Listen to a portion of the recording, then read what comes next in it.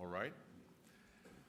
So we're about to start the next session, which relates just to what you heard about this IMI project. But first, it's my pleasure to introduce my co-chair moderator, Dr. Ruth McKernan, who is a very well-established and well-known person worldwide for her work in the pharmaceutical industry, and also her work in science. And in that role, she has worked many years first at Merck Sharp and Dohme, and in her scientific work, she is also very well known for some of the research on pain, for example. She has also had a large role worldwide in regenerative medicine. She actually started, I believe, the first regenerative medicine units within Pzer, and is currently also the CSO of Neusentis in United Kingdom. She's also on the board of Pzer in United Kingdom, and I believe she's also the vice chairs of the scientific directors or directors research group of FPA. So we're very glad to have her on board here, and she'll also present after this panel discussion. So this is how it's going to work. Ruth and I will, Dr. McKernan and I will start by asking a few questions, but really we would like to have your questions answered. This is really your opportunity to address this group and to see. We would like to hear from you, the stakeholders, what questions you have for them. And so we have set aside, thanks to the organizers here, enough time to hear your questions. We really like you to think about that, and we will find a way to answer them for you. So I would like to then move to your questions, please. Okay, I'll start. So my first question for each of the team, and they don't know what's coming. First thing is, each of these initiatives are very large. They carry a lot of funding, and they have many different participants. And when we start out, we have great intentions to do really great things. But as the project goes forward, things don't always work out as you might have hoped. So I'm going to ask each of you, what's gone better than you would have hoped at the beginning, and where have you come across challenges that you didn't anticipate? So Christopher, we'll start with you because you're on the end, and just go right along the line. Thank you. Thanks very much, Ruth. I totally agree. These are massive projects, and it's very difficult at the start to foresee all the difficulties that will transpire during the course of the project. Specifically, I try to highlight that in my talk. I think a couple of years ago, people in the field of hepatocytes and making hepatocytes from stem cells didn't quite realize how immature the cells were. So actually how, in a sense, unfit for the purpose of testing just in a single cell level whether a chemical is toxic, one might say hepatotoxic, in an in vitro assay. So that was really quite a big challenge. But I think finally we and others in the world are realizing that these cells can actually do something of what an hepatocyte is, even though they're not adult hepatocytes, and that they may actually be appropriate for some uses. Aidan? Okay. I think for EBISC we have the benefit of only just starting, so therefore we haven't had enough time for too many things to have gone wrong yet. So in fact, actually, I think the consortium, though large, actually has come together extremely well. The overall, and is actually working very efficiently. I think the tactics to achieve that are certainly anticipate that the science and the biology will cause delay, and then recognise that. But at the same time have redundancy within the overall program, so that we're not dependent on only one centre or only one key step from preventing us from achieving the long-term goals. Other than that, in terms of what we're achieving, I think that at this stage I can just say after 5 months we're still on track, and I'm still happy. Ask me in a year's time, and I may have lost even more hair by then. Okay, thank you. Sam? So I think one of the things about STEM Bank was just the sheer size of the consortium, and were we ever actually going to be able to cohesively come together as a group and work collaboratively. And I've been really pleased just how effective consortium it is, and that there's genuine sharing of ideas, of data between academia and industry and between all of the various consortium partners. So I think I've been very pleased by that. I think one of the challenges that we've been facing is generating 500 subject reprogrammings. I mean, it sounds hard, and it is hard. And I think it's a great credit to the Innovative Medicines Initiative that they had the foresight to then follow up our consortium with EBISC, because I think what I foresee will be a great partnership with EBISC. I think will ensure that we're both going to achieve our respective aims. Great. Yeah, that's a good question, and it's hard to say something original now. No, within the EU AIMS consortium, the group working on human pluripotent stem cells, it's a relatively small group. And what is really nice about this group is there is really a mission, a common focus to basically use these cells to understand autism pathophysiology. And there you actually have experts in stem cell biology and experts in autism, so synaptic physiology. And that really synergizes in some ways nicely to bring these different specialties together, but also challenges, because the stem cell biologists are not necessarily neuronal physiologists understanding brain development. So getting people on the same page is also a certain challenge. So it's interesting to hear, though, that some of the challenges are the same sorts of challenges that scientists face all the time. It's the unanticipated pieces of science, like are the cells properly differentiated? Do you have the right disciplines coming together? That actually, some of those things are more challenging than, in fact, the operational execution of it. So that's quite an interesting thing. Yeah, on that note, so in the scientific output of this, and I actually did hear from, I think, Dr. Graf also, the operational side of getting consent forms and other things are a great achievement, actually, because they vary across nations, and it's a considerable accomplishment. On the scientific side, could you each address or try to illustrate to us how you deal with issues like the stability of iPS cells, how you differentiate them perhaps between different situations? If you expand a cell, you may grow them on one type of cell and then grow them on a different kind of dish, and just to give the audience a sense of what live cells do, which is quite different than, you know, chemicals in a dry powder. You want to start now, so you have a chance to be first? Yeah, that's a good question. So, yeah, no, there's a lot of variability across patient lines, but also IPS generated from the same individual. And dealing with this variability is a very big challenge. So, of course, there's a lot of kind of standardization ongoing, but as you mentioned nicely in your talk, if you do find differences, it's absolutely important to correct these differences at the root of the problem. So in the autism project, before we go into an idiopathic patient population, we're using genetically defined populations for where there is a known underlying genetic cause that can either be reverted by modifying the gene or by using a pharmacological approach impeding on this pathway. And that is what has brought us confidence that the phenotypes or the differences we've been seeing from patient lines to control lines are real. Does that? Yeah, great. Yeah. So I think I'd echo everything that Ravi says. I mean, I think you have to accept that these cell lines will be variable. And it's really not a question of trying to completely eliminate the variability, but how do you deal with that variability in the context of the questions that you're trying to answer? And that will be different for each experiment that you're thinking about. But we're essentially doing exactly what Ravi has suggested, which is we're trying to standardize our workflows in generating the cell lines. We're trying to develop standards for which we believe are quality control measures that everybody will accept.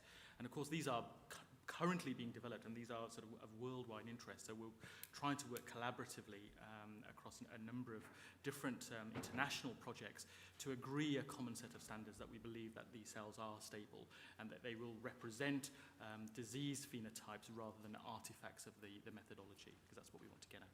Thank you.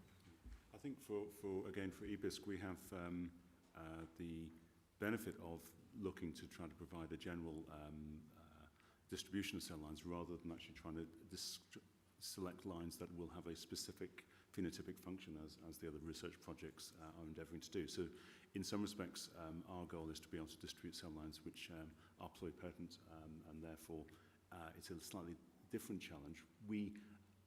The most important thing for us in setting the project up, I think, was that we recognised that we needed to engage with centres who were making cell lines straight away. And so one of the initial programs we have is a hot start where we'll be taking cell lines in from 8 different IPS centres within the consortium, pushing them through the standard protocols we're developing, and then allowing them to be used. And in that initial phase, which will be completed in 2014, we will actually get empirical data as to how variable the cell lines are from different centres with the different reprogramming methods, and how important that variation is for the end user, i.e. the researcher that wants to use the cell lines in their case. It's something which we need to quantify with empirical data as to whether or not that's an important issue.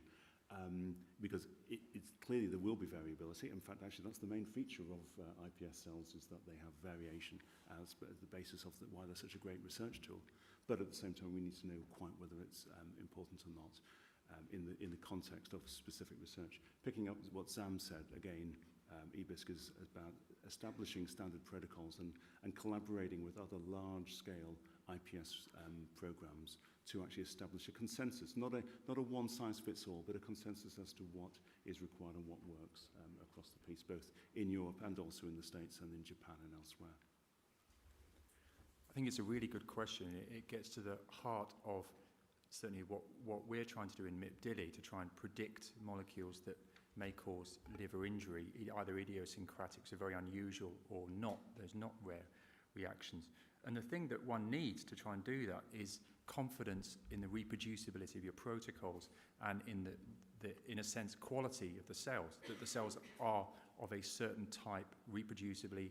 You're going to try and screen hundreds or even thousands of new chemical entities for any kind of signal that might be hepatotoxic. So the reproducibility issue is absolutely key. The other side to this is harmonization amongst different programs within Europe. And if I can make a plug for this, but I think it's important, we're running a workshop at the beginning of September, which will be trying to attempt to work towards harmonization of the protocols that are used for looking at hepatotoxicity using stem cells. Because I think that's obviously very important to make sure that, you know, that taxpayers are getting good, proper value for money, and then there's not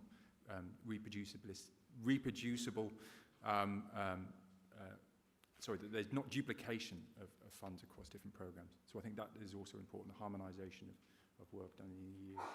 Thanks. Can I just ask a follow-up to that? So it occurs to me that there are probably many people in the audience who are not cell biologists. And while you can see the slides and have a practical appreciation of what we would use cells for, what does it actually take to make one? How long does it take? What sort of work is involved? What's it like to make an IPS cell? So if somebody's actually done it with their hands in the lab, can you share what it's like and the amount of work and the time for people? Who wants to start? Who wants to take that one on? So I've never made a stem cell line myself personally, but obviously this is an activity that we've been very much engaged with during over the last 6 to 12 months in STEM Bank. Working with cell lines, particularly human cell lines, is difficult anyway. You have to look after them. These are fragile things, largely, and they need a lot of tender, loving care, pretty much on a daily basis, which is why many research associates have to give up their weekends to come in and kind of have an on-call rota to the media, change the media in which the cells are growing in. And of course, what we're trying to do when we're reprogramming cells is we're introducing factors into the cells to turn them from what they were originally, an adult cell, back into this more native, pluripotent state. And that is still a relatively inefficient process. And therefore, that in itself means that there's quite a considerable amount of effort that's needed to get the conditions right and the time needed to be able to pick out the colonies that have successfully reprogrammed. So we are looking at several months' work to generate the lines, and then more work, really making sure that the lines are of sufficient quality. Yeah, I'd back up that. You know, it's a really intense piece of work to try and make a pluripotent stem cell from an adult mature cell, and even some of those mature cells are, in a sense, easier than others. Guys working with me in the lab, they're making them from hepatocytes, so not only do they sometimes have to stay till 2 o'clock in the morning on a Saturday morning once we've heard that there's a liver resection available, and then they make the hepatocytes in the lab, and then try and then go on to then generate a pluripotent stem cell line from that. So these are the absolute heroes. It's not people like us sitting up here. It's the hard workers in the lab that I congratulate. It's tough. Yeah, I also echo the comments that Sam mentioned. One, beyond the fact that as cell biology goes in cell culture, this is one of the most intensive tissue culture regimes you require, which requires a lot of care and love. Like Sam said, when you want to differentiate the cells into relevant tissue, in our case it's of course brain, also a big challenge is the very long differentiation times you have for this. Of course, embryonic development of 9 months sometimes is what might be needed in these cell cultures to really get real functional property of brain. And there's still a lot to be done here in optimizing these differentiation protocols to make mature cells, in our case neurons, that are relevant for your disease. Ruth, one other point to pick up is that at the moment, and Zam alluded to it, that the process really depends on very skilled operators who look at the cells every day and are making judgment on how the cells are maturing and what to do with the cells, both at the pluripotent and then in the differentiation phases. And one of the challenges that we need to face over the next few years is if we really want to take stem cells forward as a platform for various aspects of research and therapy, then the industrialization of that process really needs to come through. And that's one of the challenges that I'm sure Zam is facing in STEM Bank with such a large program we're looking at within eBISC, is how do we move from depending on the artisan of the research assistant who is working till 2 in the morning and through to a system whereby we've got machinery actually making the stem cells for us. And so in answer to your question, at the moment we're still in the cottage industry phase and we really need to move on to an industrial revolution on this. Thanks.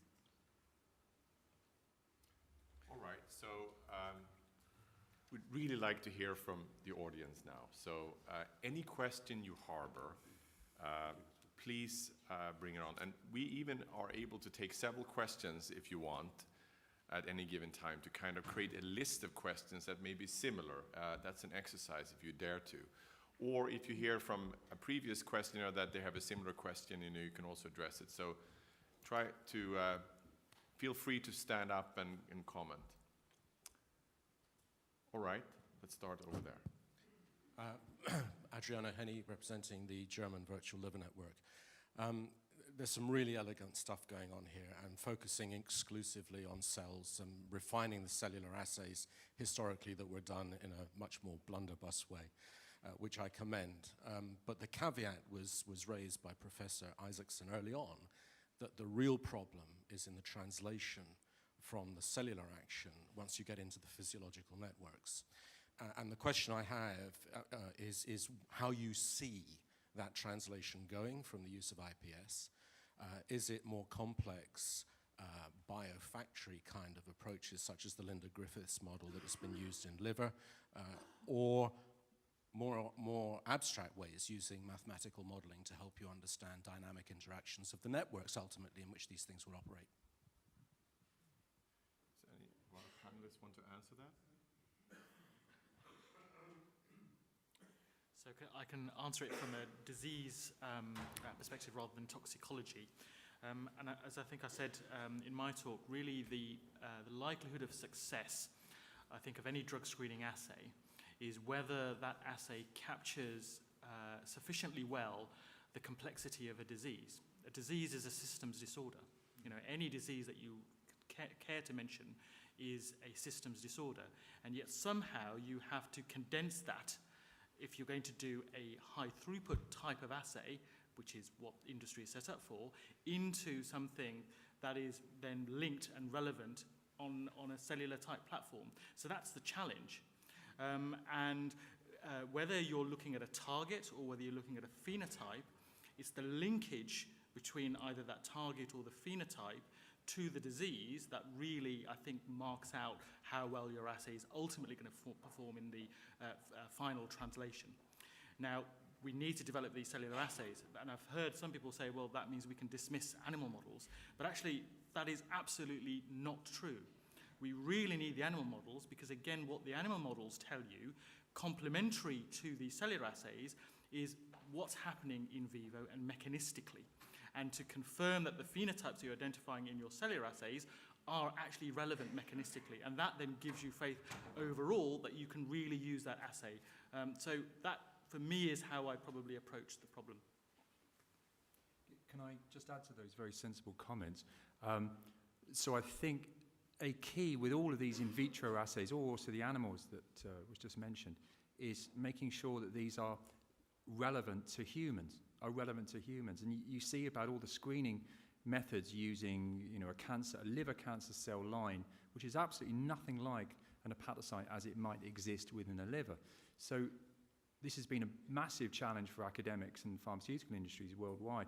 I think one way that we can begin to approach that is to try and capture data from clinical trials much better. So clinical trials where there is any sign or a hint of a drug-induced liver injury, I'm sorry I'm speaking about liver particularly, but I think it's a good paradigm for other forms of drug-related toxicity. You can capture and biobank as many of those samples as you can, and we get much better buy-in from the clinicians and particularly from the FPA partners, pharmaceutical industry partners, so that we get information about real human patient disease when these people have suffered an adverse reaction to a drug, that you could then use those to then guide your selection of your in vitro methods and even animal models of your disease. Otherwise, we won't really make progress. So it's got to be human relevant. Otherwise, we're doing it in a laboratory and we're not doing it for real world purposes.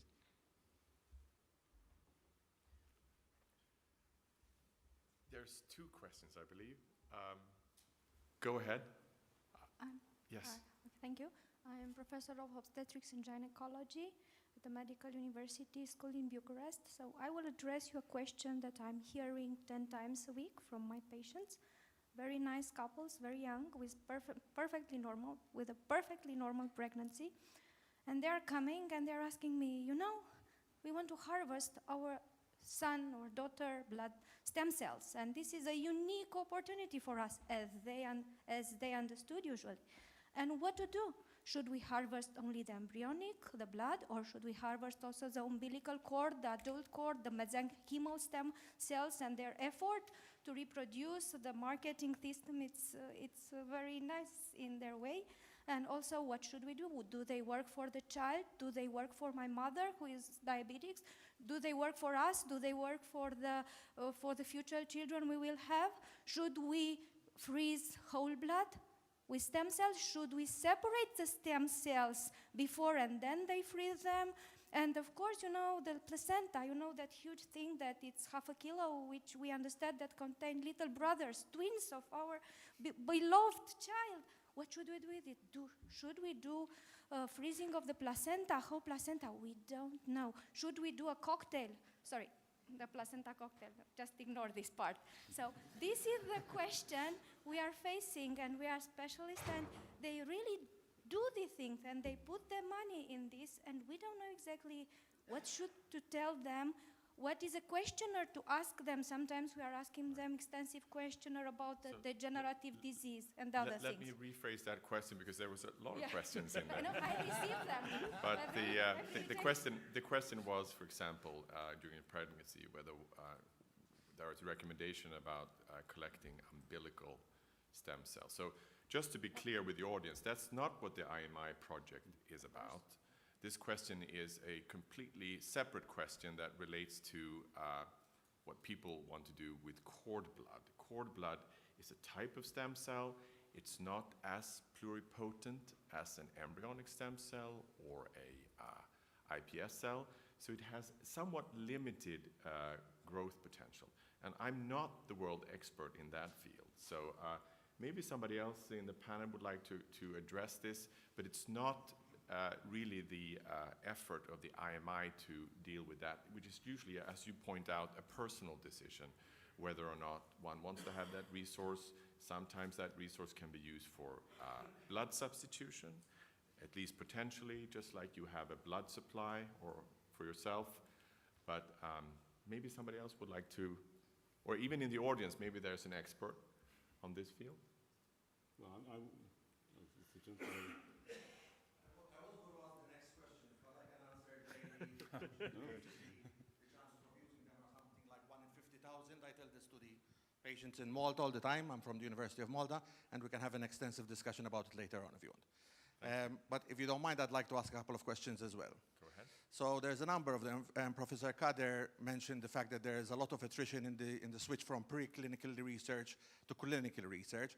I'm assuming, and I'd like to be corrected if I'm wrong, that there's a much greater attrition from in vitro going to in vivo. And although I can see that one of the ways to optimize research programs is to optimize the last part of the game, I think a lot, and I tend to have a number of ideas on actually getting rid of the in vitro part and going straight to functional high throughput testing in animals. And I think that would be another way of optimizing throughput and discovery for companies. The other issue which I'm interested in, and what Professor Isacson mentioned at the beginning, is the idea of the cell autonomous versus non-cell autonomous issues, which I think was to some extent also mentioned by the colleague from Germany. And I was wondering if one of the ways that people are planning to go forward is to take these iPS-generated human tissues and possibly, for example, inject them into a mouse embryo to get the human cells within a environment of a whole organism with whole organs and all the combination of cells working together, et cetera, et cetera. And the last question, which is a very short one, is amongst all the various IMI jobs and projects and things of the sort, has there been a decision to go for the original Yamanaka method for iPS generation, or is anyone using the Chinese method, which was published a few years ago with just drugs as opposed to genes? And is there any standardization across the line for that or anything of the sort? Thank you. Again, that was a wonderful set of questions. So yeah, one was addressed directly to you, Zamil. Do you want to start there? But many of those questions are very relevant, so I'd like to address them one at a time, okay? So the question about... so the attrition rate, was that right? When you're going from in vitro to in vivo testing versus going from the preclinical to clinical. I'm afraid I don't know the numbers. Ruth might know it better than I do. So actually... Well, I can help a little bit on the attrition, and I might cover some of this in my presentation later. But actually, going from in vitro to in vivo, if you're talking about small molecules rather than antibodies, the factors you need to consider with a small molecule, quite a lot of that we can now measure and predict in vitro. Things like how stable is the molecule, will it get broken down, will it form reactive metabolites that could potentially lead to liver injury, what other activities does it have that you aren't going to want. So a lot of those properties we can establish in vitro before we go in vivo. And in fact, it's the desire to explore as much as possible high throughput in the lab, in vitro systems before we go into animals at all. So I would be interested to hear your ideas about going in vivo, and many drugs have been developed that way, but I feel that really we've become much more sophisticated in the way that we operate, and we should minimize the use of animals wherever we can and maximize the use of human in vitro systems, hence our enthusiasm for IPS work. Can I just add one very small comment? There is, of course, the worldwide push for the 3 Rs, reduction, replacement, refinement. So we do, wherever possible, eliminate the use of animals in testing.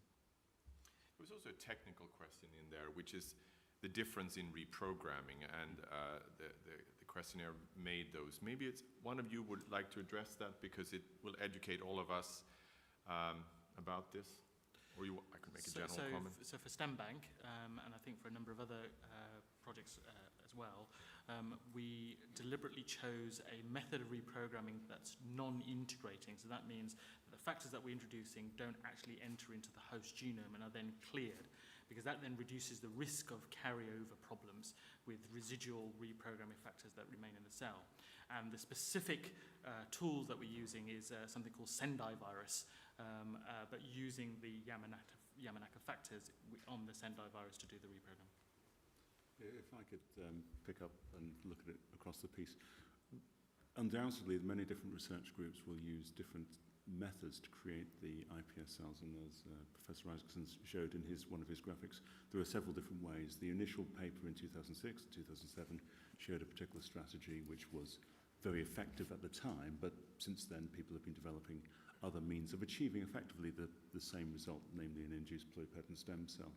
And the goal has been to develop techniques which do as little perturbation to the basic biology of the cell as possible, as Sam alluded to. So methods whereby the nucleic acid that's been introduced to the cell in order to turn it into the induced pluripotent stem cell clears away and are not there, or some other methods, including chemicals or proteins, to achieve the same result.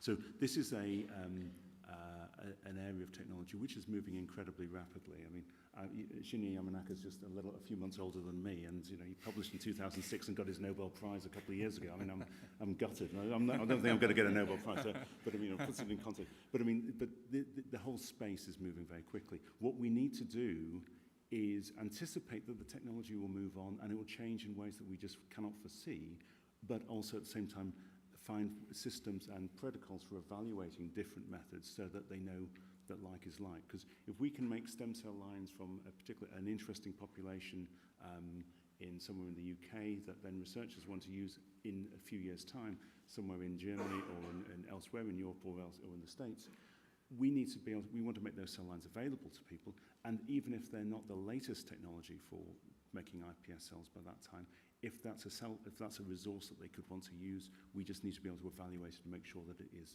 common to the others. So in many respects, rather than saying, let's have a specific standard and stop, what we need to do is to anticipate technology development, but be able to sort of recognize how it affects things. There was a gentleman who has been very patient. Thank you for waiting. Well, thank you very much, but I have a very different type of question. I'm Pim de Boer from the Netherlands. I'm a cell biologist, but also patient advocate.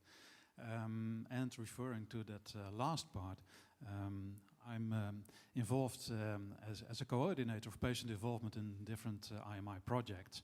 And from, well, at least two of the projects that have been discussed this morning, it's to me still a question how patient organizations are being involved in, for instance, issues like communication with the public, but also things like getting confidence of the public in the research.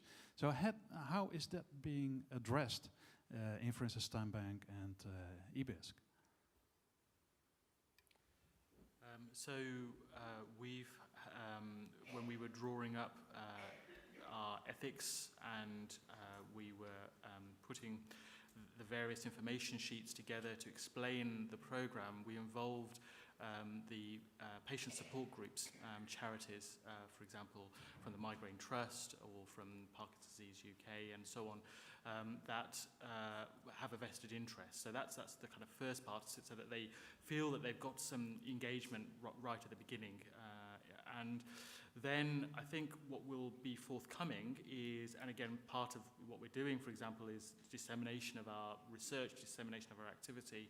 And so that's partly done through the website, and we'll also continuously engage with patient groups, public forums to publicize what we're doing. I could pick up on that and just concur. The interesting thing about iPS cells is that because we need to start with donated tissue, then actually there is a clear engagement with the patients or patient groups in the start and also the finish of the science and the research. Particularly for, I think the context where this is most readily available or tractable is for research into rare diseases, where in fact actually the number of persons with the disease and therefore who might be willing to be of interest to give their tissue to make the stem cell lines in the first place is quite small. So there's clearly going to be an engagement between the patient advocates, patient groups, the research, specialist research charities, and then the research that's taken forward. So and I think it's a very interesting linkage. We in EBISC, as Zam has alluded to in StemBank, are looking to actually articulate our protocols, make it very transparent, as I said in my presentation. That will be coming forward over the next few months with a series of workshops in across Europe in conjunction with the partners within the consortium, so that we can speak to patient groups and also clinicians that are working with them in their treatment, who can then understand what the iPSC programs are about and how this would actually further their research for their specific needs. So I think it's a great opportunity for mainstream science to engage with the private individuals. I think it's a real benefit of iPSC research. I hope that addressed your question. It's a very important one, and I think in the lunch and time after that, if this is a question that still can be elaborated, please come and speak to each one of us and see how that can be addressed. I think there's maybe one or two questions left. I know there's one question here. Oops, more there, and there's so much flash. Two over there. We have a strong light in our face. That's why I can't see all of you. Or there's more there. Right. Can you make the questions very brief? Yeah. Hello. I can relate very well to your slides and your presentation. My background is research. Now, when you have multiple discoveries, and it will be protected, how do you take it to the next level? How do you develop them? Are your industry partners involved in the project? Do they have a priority access? Can young entrepreneurs come on board, develop it? I mean, create startups? And in case the pharma industry do not want to pursue these venues, do you have how do you address them? Thank you. Dr. McKernan will actually address each one of those questions in her presentation that starts in a couple of minutes. Are there any other questions that are related to the partners up here? I don't know which order. Alistair Gore, Technology Strategy Board. And my question to the partners is, it's all very well doing the stem cells. How do you ensure in the use of it in a commercial environment that it's not N equals 1 human that you're using through all your testing? Are you setting guidelines for people in the future? You must test it in 3 different sources, 4 sources. How are you protecting that aspect? Will you address that too? A bit, but Aidan can probably help with that. I didn't quite follow the question. So how are you protecting, if people are going to use it for assay development, since it's FPR, how do you make sure you're not screening in 1 human, because that's your source of the cells? You may be creating pluripotent cells. Why is it not 1 liver? How do you make sure you're testing a population mix? Chris is putting his hand up, so we'll jump in, please.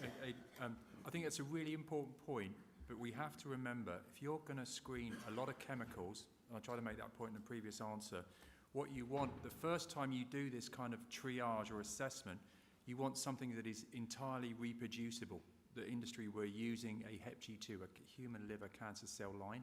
Doesn't have much similarity to an hepatocyte, but it worked to a certain extent to give you a signal of what might be good or bad. Trouble is, it has a lot of false positives, false negatives, etc.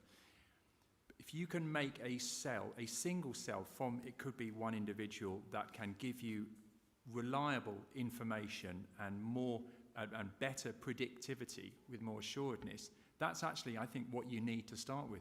Because otherwise, if you're testing a lot of chemicals and a lot of different cell types, there is, I'm not a mathematician, but I know there's a huge amount of variation there, and how do you then work out what is safe and what isn't? So I think the first point is actually a reliable single cell, and then you can start looking for variation in populations. And I'm speaking specifically about drug-induced liver injury.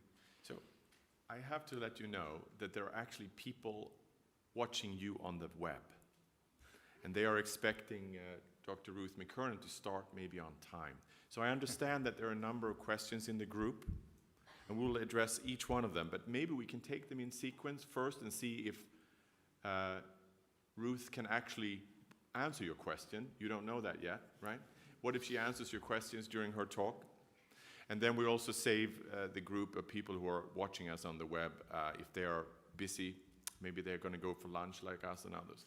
So I take the opportunity, therefore, to end the panel discussion on time, and we'll continue with Dr. McKernan's presentation and address any questions that may occur after her presentation. Thank you. All right? Yep, great. Please go ahead.